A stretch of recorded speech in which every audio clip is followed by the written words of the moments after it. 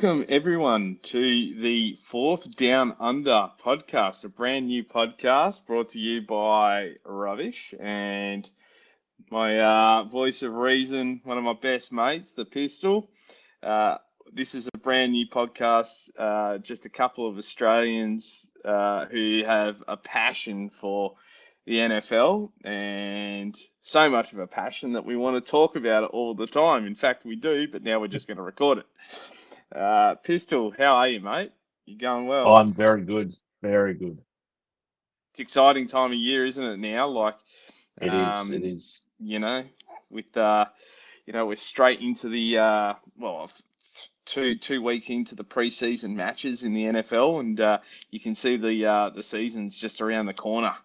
So it's very exciting. That's right. And this time of year, the Patriots look good. Yeah.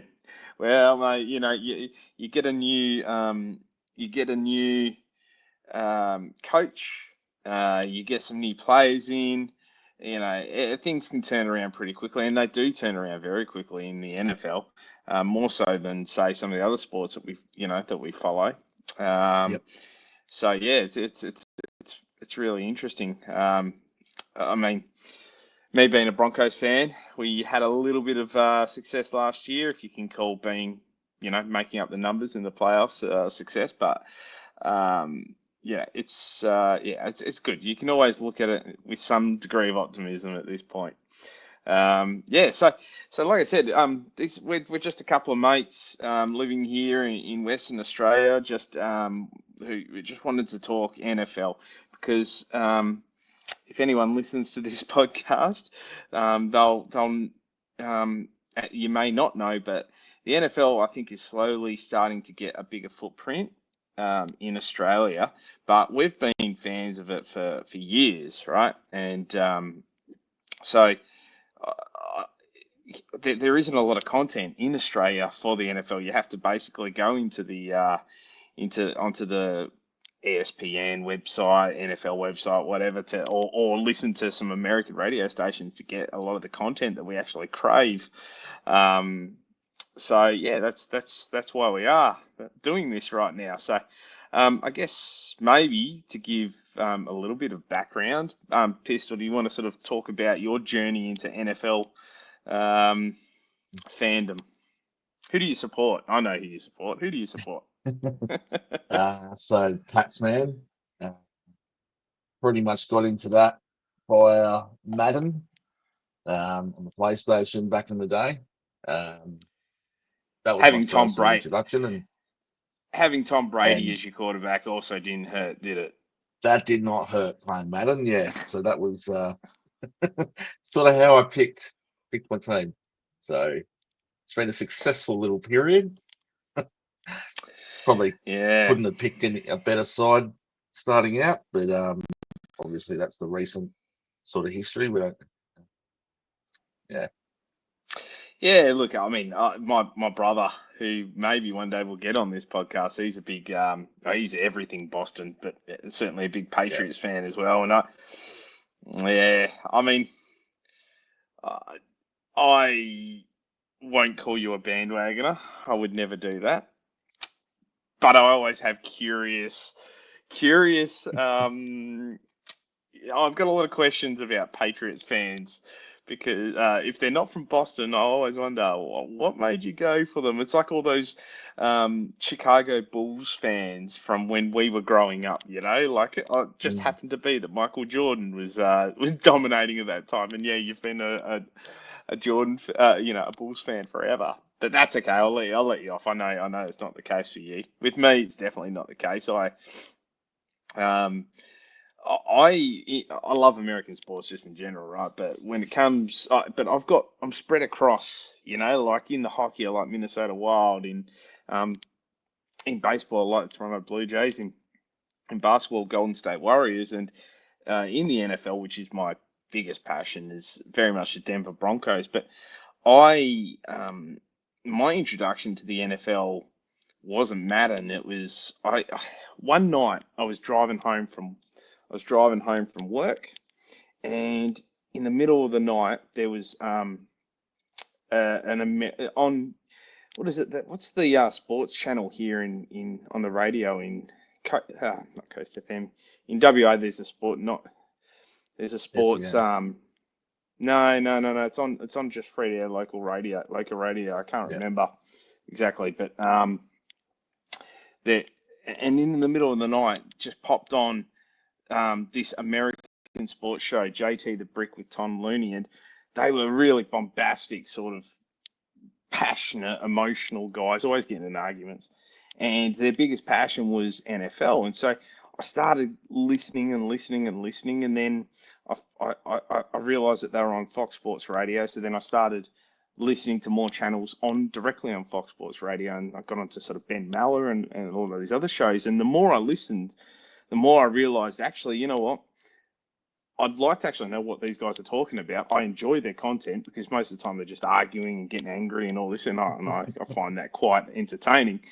But then I started watching, and I started watching a little bit of NFL so I could understand. It took me a little while, like I think it does most Australians, to understand what the hell's going on. But as I was going through this transformation, morphosis into becoming an NFL supporter, there was a player called Peyton Manning who had just come from a significant neck injury, and he'd won a Super Bowl at the Indianapolis Colts, but he moved to Denver, and I was thinking, well, it's as good a reason as any. Likewise, you know, quarterback is seemingly important. Denver, I like the sound of Colorado. All right, I'll become a Broncos fan, and so I have. And in that time, I've seen one championship, and I've seen some down times, but certainly seen some good times as well. And yeah, so that's how I got into the Broncos. But I think as the NFL has gone into more of a as it's become more into Australian culture, you're starting to see more Australians actually get into the NFL. Mostly they've been punters because of the Australian rules, and the kicking of a football is second nature to us, because obviously the AFL's our national sport. And in fact, a guy I played with footy with at South Mandurah actually was in the NFL. I think you might have played footy with him too, Lou Headley. He was at the New Orleans Saints for a year as a punter.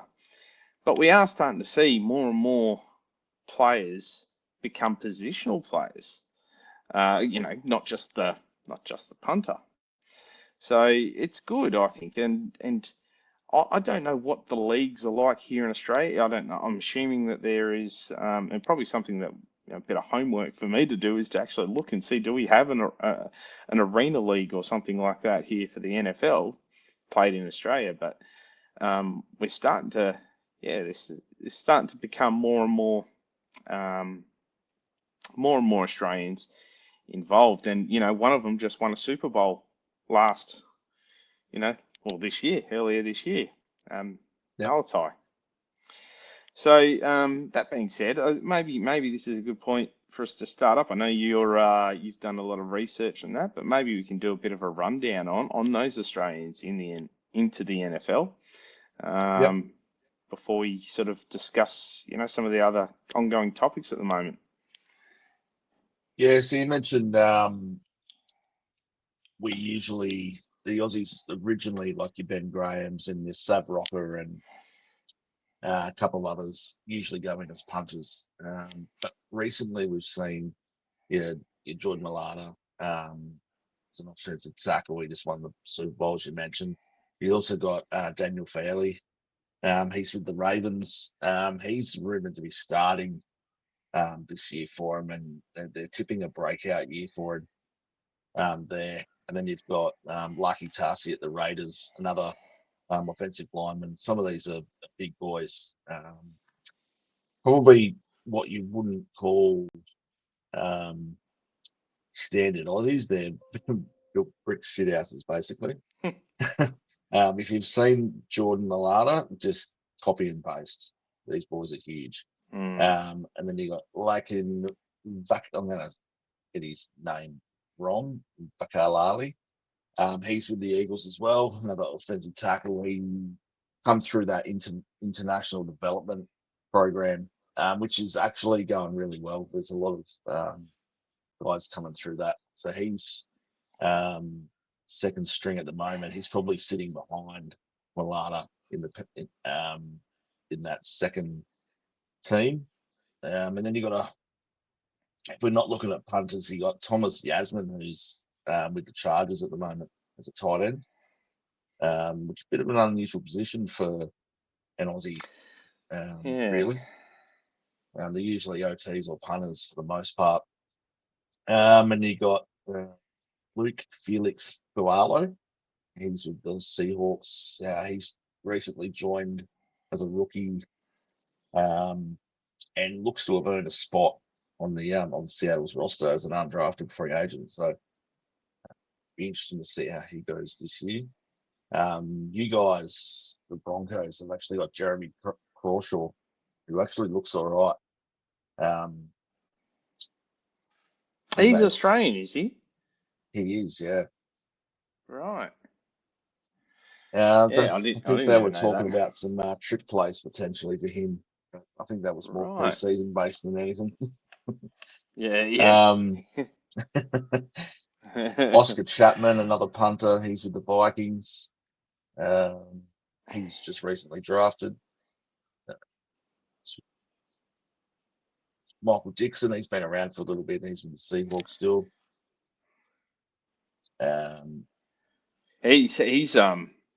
He's quite a renowned punter actually, because you know, whenever he's had a muffed punt or a blocked punt or something like that, he's never been afraid of going in and getting his hands dirty, you know, and laying some physicality. He's also, I think, run a few trick plays himself where he's run the ball. So it's I quite like him. Hey, I like him. He's good. Yep. And then there's a couple which they cut recently. So I think they're looking for teams at the moment. Mitch Wisnowski, who's at the 49ers. He I don't know whether he'll actually come back. He was one that was looking good for the 49ers, but just a lot of injuries. Which is actually surprising for a punter. You only really get on the field, what, 3-4 times max for a game. Yeah, so. yeah. I mean, the punters.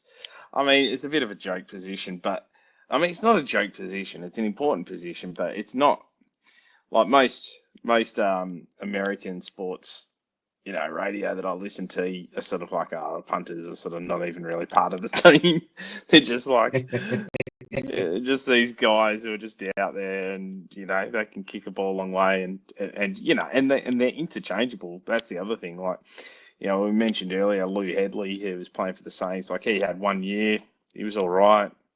Then they just got rid of him, and I don't know what he's doing now, but he like they just interchange him with another guy. As long as they can get the hang time, it's not a big deal. Yeah. So, is there any others there, mate?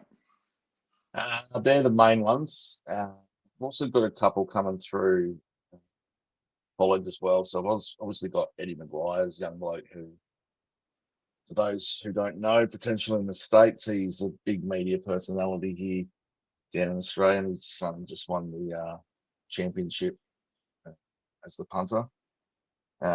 Eddie Maguire's son did. Eddie Maguire's son did. Yeah. So obviously not Xander. No, obviously not Xander. He's gone right up Eddie's path.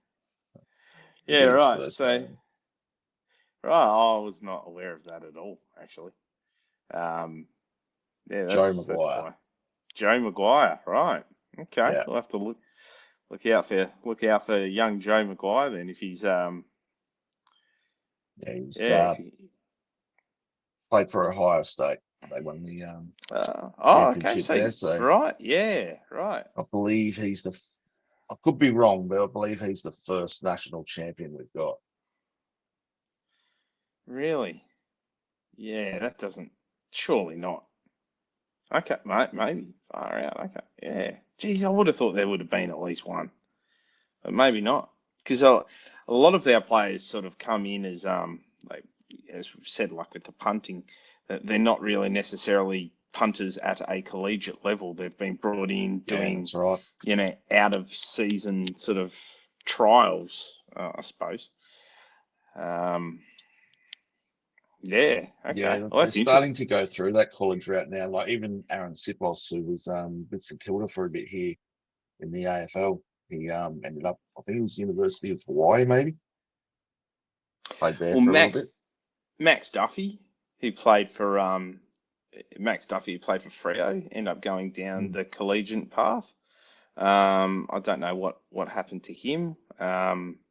Whether he's sort of whether he's still trying to pursue an NFL career or not. He must be close to 30 though now. Um, but yeah, it's interesting. So you can see there, like it's quite a footprint, really, like for Australia, given that given that um, we're a small country that hasn't really, we're over the other side of the world. It's quite Yeah, impressive, I think, and it probably is a bit of a reflection of how close, the close relationship that the USA and Australia has. That we, we're always trying to involve each other, and so yeah, and we're seeing it the other way as well. Like there's been American football, Americans who have come and played in our national sport, AFL as well. So it sort of goes back and forth, but it seems like Australia into the NFL is more of a becoming more prominent. And yeah, it's good. Yeah, I, I really like it. And yeah, who knows? Before we know it, there might be, some kind of an outer league that comes, an NFL sponsored outer league here in Australia, which would be really exciting too. Um, Depending on what investment they want to make. it'd be good to have a decent league start up, to be honest. I know there's a few leagues around the country, but there's nothing like real competitive that you would Yeah. be able to say, I guess. Yeah, Um, I mean, yeah, like I mean, you, I think because Australia is such a big country, it would take quite an investment. yeah, How well it would work. It'd be hard to set up. I've got no doubt it would definitely take sort of a yeah. lot of NFL investment and public support, I suppose. Um, And I yeah, guess who that's where knows? the international pathways programs come into it. Um, Yeah, that keeps getting stronger and stronger, and to the point where we're just saying we were just punters, and now we're branching out into other positions. So they're identifying guys that can play multiple roles. So yeah, yeah. So that's I suppose a little bit about us and a little bit about the Australian involvement in the NFL. I think now might be a good time, and I think this will be probably a shorter podcast to start off. But maybe we can just do a bit of a breakdown or a bit of a breakdown on where we think that our teams are going to be and what the some of the key news stories are as we lead into the season. Um, from my perspective, you've got the Philadelphia Eagles that won the Super Bowl last year, and let's face it, they won it really, really easily, a lot more easily than what I expected. I just expected the Chiefs actually to roll with it again. Um, so you've got the Chiefs and the Eagles that are going to be the clear favourites in their divisions or in their conferences. But there's a few teams I think that might surprise us a little bit more. Like last year, I mean, every year you sort of get the I guess the team of destiny kind of, that they have a real quick trajectory upwards, and you sort of like, wow, where did that come from? I think 2 years ago. Houston were that team with CJ Mm. Stroud, and I was lucky enough Yeah. to actually go to that to the final that they or to the playoff game that they won. I was over in Houston for work and got to see CJ Stroud live at that game, and it was magic. And then last year we had the Washington Commanders and Jaden Daniels. My goodness, he was Yeah. amazing, and they really, really, really did play well. And I know that they were fairly comprehensively beaten in that, you know, in the championship game against the Eagles. But my goodness, they have got a lot of talent, and they've only increased that level of talent in this off season. With Debo Samuel heading across and a few others. Um, so they're probably the two teams that I'd point to in the last two. But last 2 years? But do you have a team that you reckon could sneak up on us? Is there anyone that you reckon that could, um, yeah, they could sneak up on us and go, oh, we sort of didn't see that coming. Um, I guess if we're talking about based on last year, I think you might see a bit of a rebound from the 49ers. 6-win season. They didn't have CMC for the majority of that. They get him fit. I know they lost Debo, but they have got a decent core still there, and I think they're better than a 6-11 season. Yeah. Look, yeah, I see that. I think if we look at the teams that didn't make the playoffs, for me, there's one standout. Um, and you'll never, like everyone will go, well, that's not really, it wouldn't surprise us, right? And that would be, for me, it's the Bengals. Um, they've got Joe Burrow, who is a top five quarterback in the league when he Mm. stays upright. They've managed to sign Jamar Chase. They've managed to sign T. Higgins long term, which the Bengals are notoriously frugal with their money. They're notorious for not paying their guys, right? And that's why they lose Yeah. them.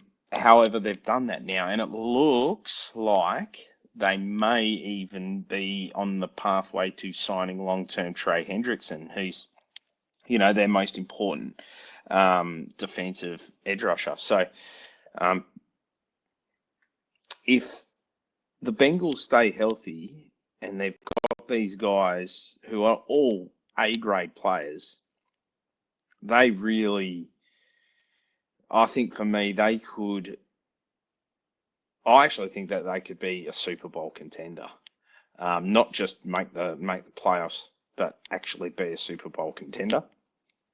Yeah. So that would be my team. But if I was looking for like a random out there team that would be okay, yeah, you just wouldn't see it coming.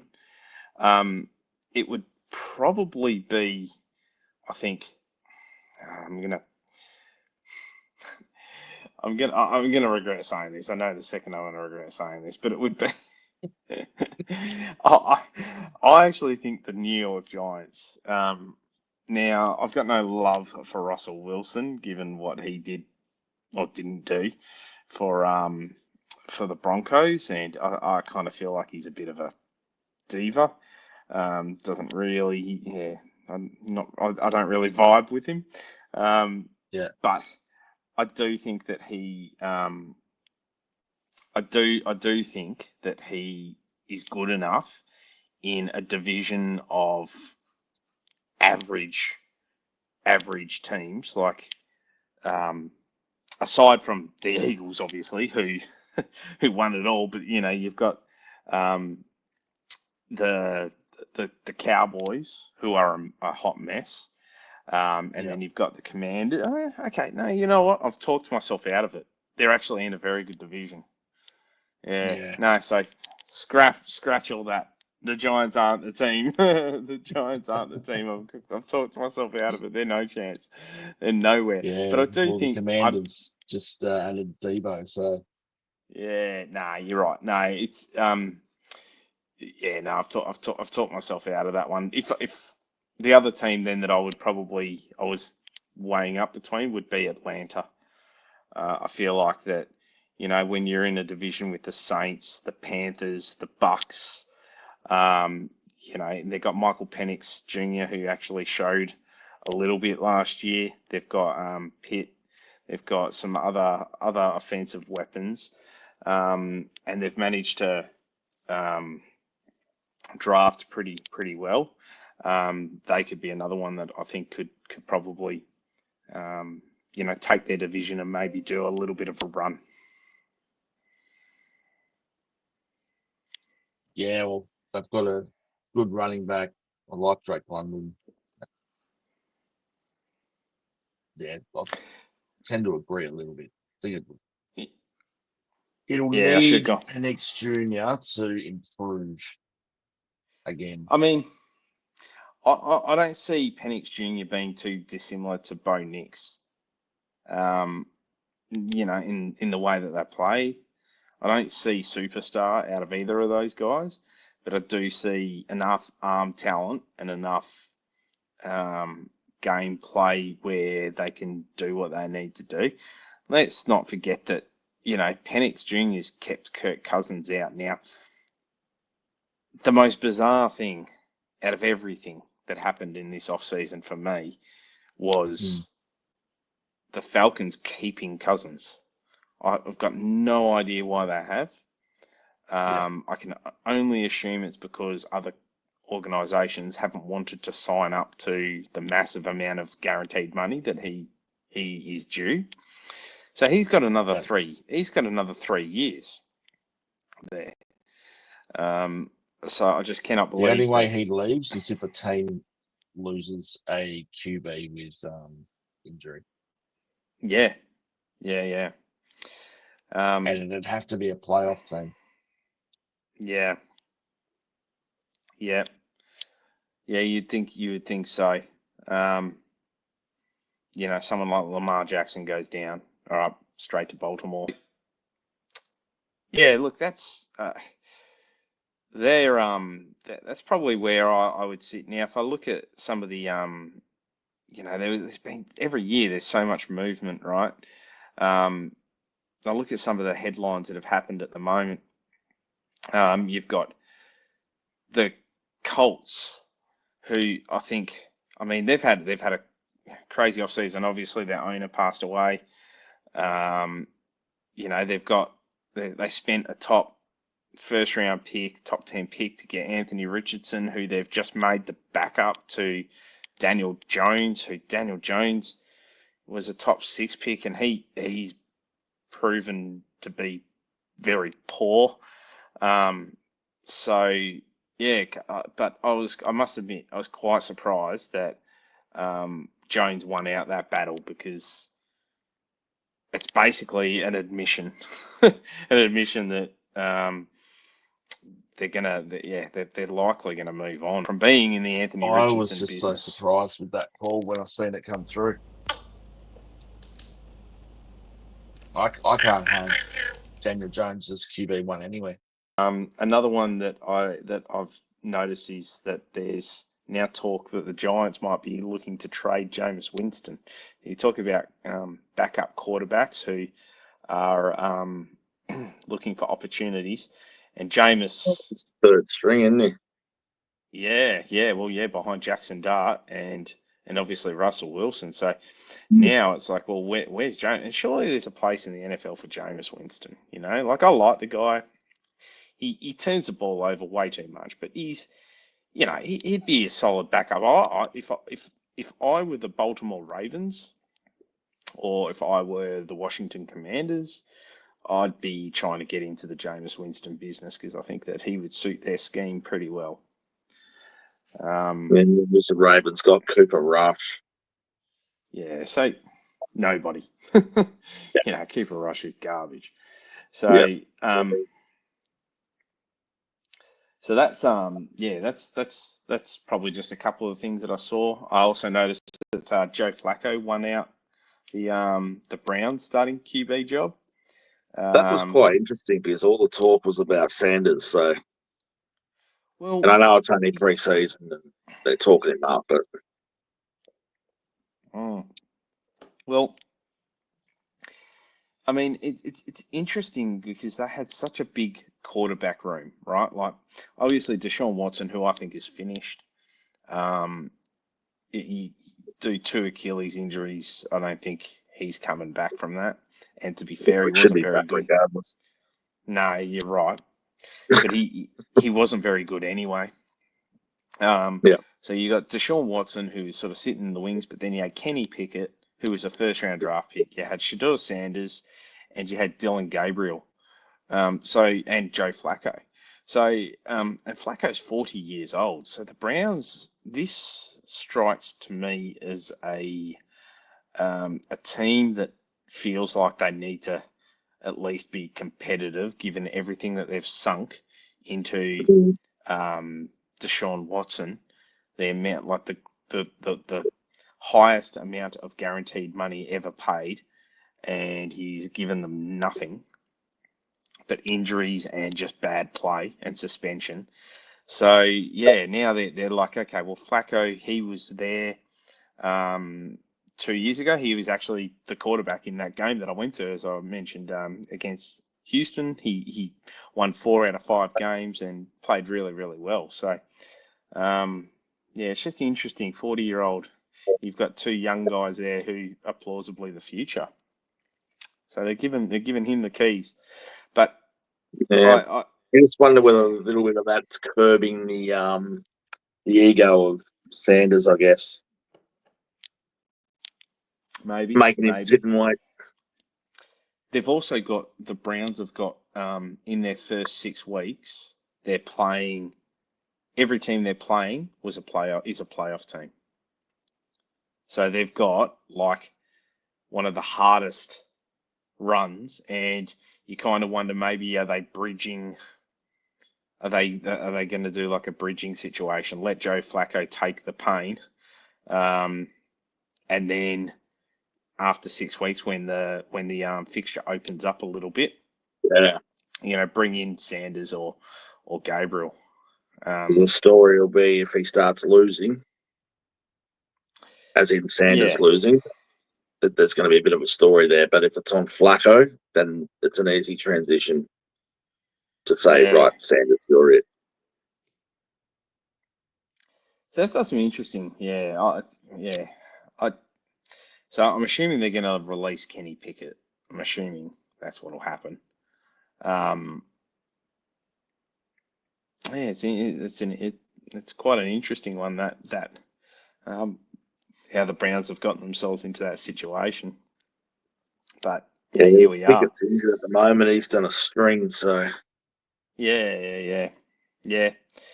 Um, that whole division is really, really fascinating to me because you've got the Ravens who, are perennial, division winners, but yeah, they, they choke, and Lamar Jackson chokes, particularly in in playoff games. You've got the Pittsburgh Steelers, who are always competitive. They've now got Aaron Rodgers, who has played like warmed up feces for the last couple of years when he's not injured, but he's been terrible, right? But last year he was yeah, garbage. So is he finished, or did he just need to get out of the Jets organization, which who can blame him? yeah. And then you've got, like I said before, the Bengals, who I think are probably, in my mind right now, as it is, I'm tipping the Bengals to win that division. That's where I'm at. I won't disagree with you. I think they will too. I think they'll knock off Baltimore in that division. Mm. So very, very, very, very interesting. Some of the other big things that have happened in recent times. Obviously, you got sticking with the Browns. You got Myles Garrett who signed on.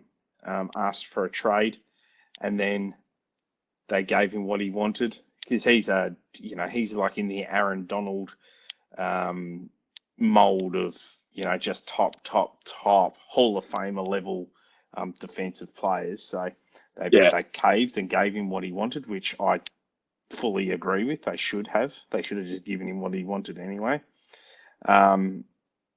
He's a superstar. And then you've got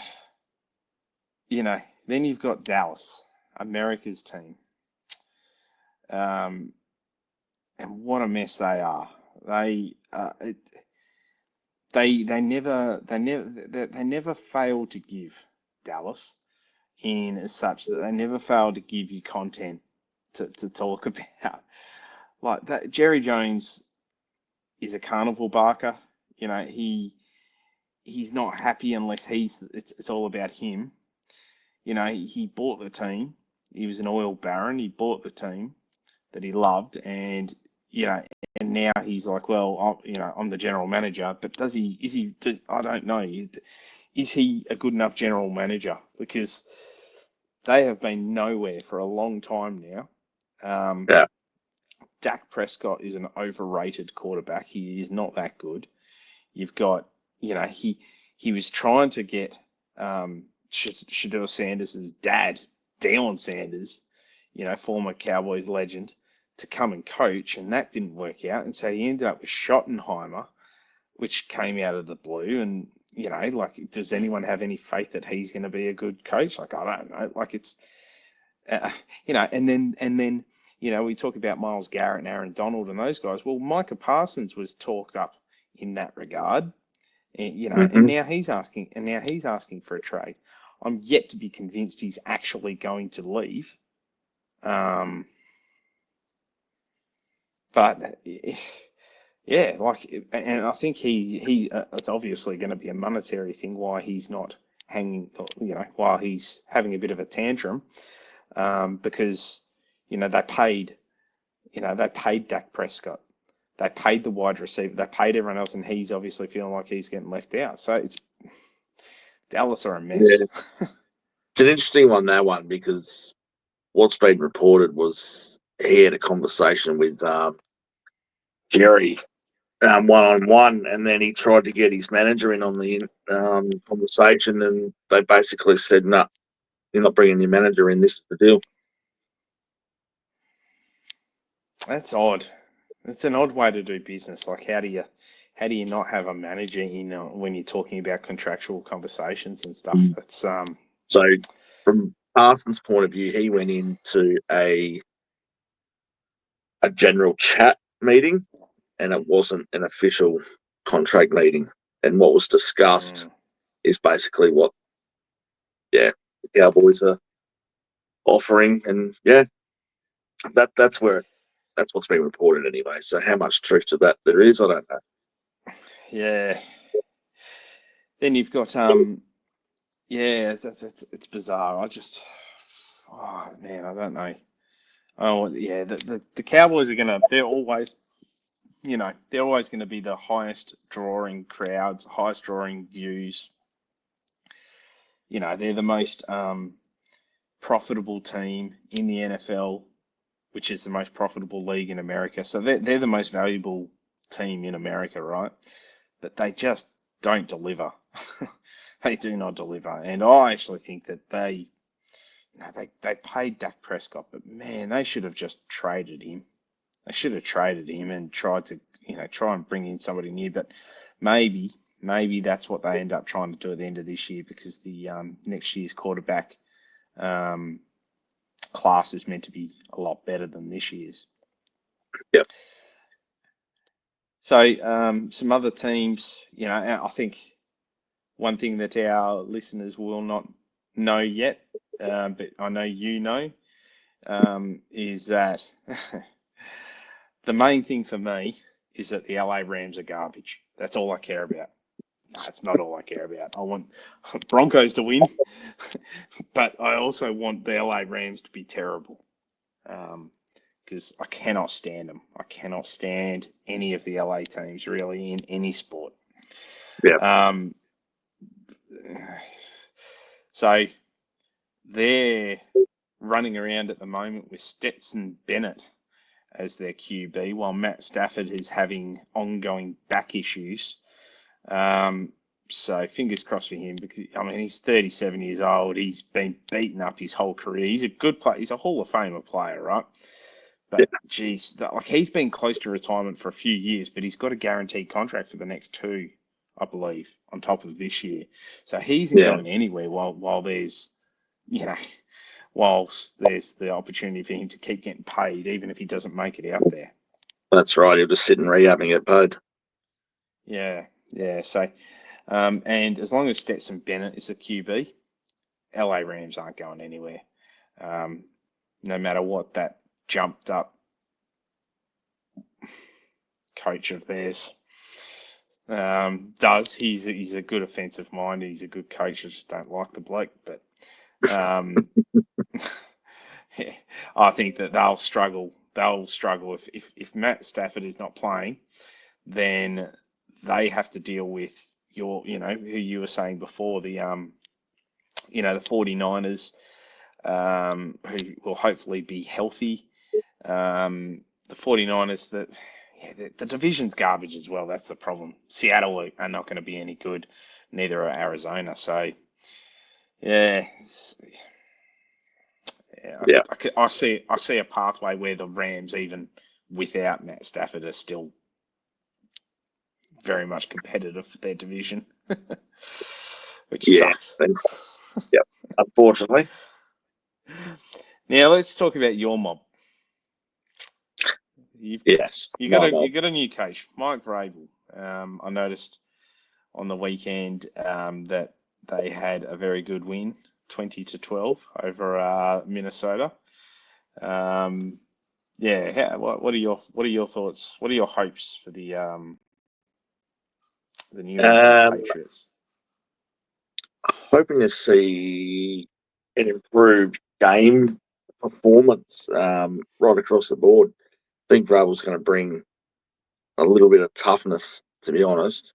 And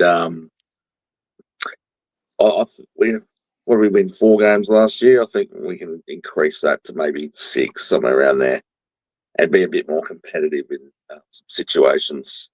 The guys that have come in, Will Campbell, Javon Henderson, they've been good to start. So hopefully that continues throughout the year. I'm not expecting us to jump up and potentially play playoffs, but I think an extra couple of games, 2-3 games, to get to 6, 7, and whatever it is. Yeah. Yeah. I mean, I like Vrabel. From memory, you weren't particularly wrapped in the hiring of Vrabel, if I remember. Am I right in saying that? Oh, I just thought that they went through the process pretty quick. Yeah, well, they knew who they wanted. Like you can look at that. You can look at that in 2 ways. You can look at it that one, they've gone through it very quickly, or you can look at it and go, well, actually, they've done that. They know what they want. They're going to get what they want. They've reached out and got the player that they want. Coach that they want. So, yeah, I kind of feel like look, the Dolphins have been poor, and Tua Tagovailoa's one concussion away, unfortunately. You've got the Bills, who have got like a mortgage on the championship there, and that they're going to be the best team again. Then you've got the Jets, who are the Jets. So, I see a situation where the Patriots could sneak into playoffs. You picked up Steph Diggs, who is a diva, and I'm not a big fan of Steph Diggs, but he is he's a good receiver. He's a good receiver when he's not chucking the sads or doing stuff he shouldn't be doing off the field. So yeah, I see an avenue.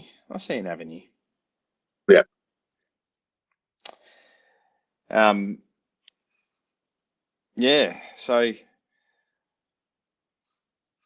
I guess when I look at my Denver Broncos, you know,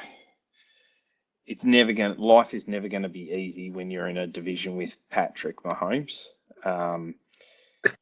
And yeah, and we're sort of in this scenario. And look, we made playoffs, but we snuck in. And really, the only reason we snuck into playoffs is because we beat the Chiefs 38-0 in the last game because they didn't want to have to come up against the Bengals. That's what happened. We had to win that game to get in, and the Chiefs just laid down. They didn't play anyone. They just laid down. And you know what? They were proven correct because we were absolutely making up the numbers. But with an extra year's development, one thing I will say is that we've got a very, very good coach. We've got some decent players. Patrick Surtain, I think he's our standout. But we've got some other, we've got some decent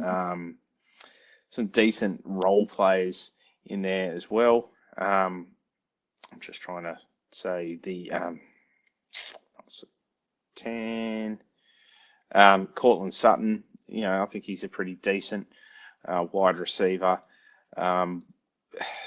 Garrett Bowles, we're okay, but our running game has been very poor, and our run defense has also been very poor.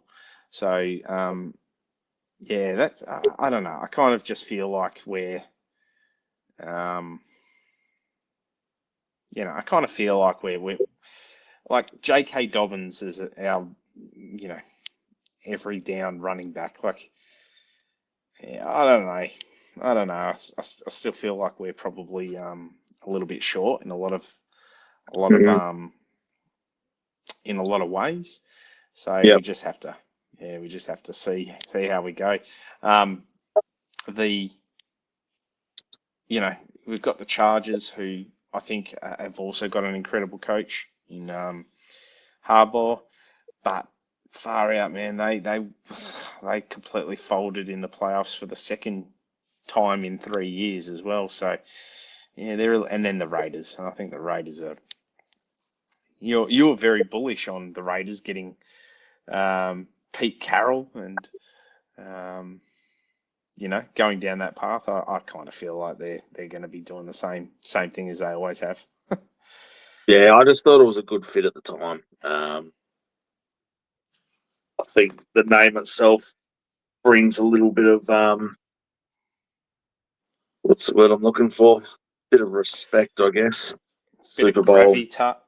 Gravitas. Yeah, there's a bit of ego in that locker room. So having a guy like that there, I think I don't know if he has brought his son over yet. I think I was hinting at he might bring him on as a coach at some point. But I thought it was an all right fit. Yeah, well,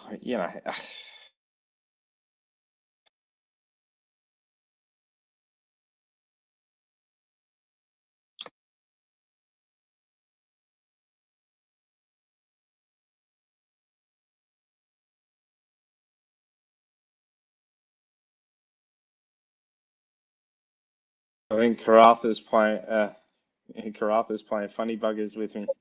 Can you hear? Yeah, got you now. Yeah. So I think Geno Smith, he's like in the Sam Darnold mold, like it's I don't.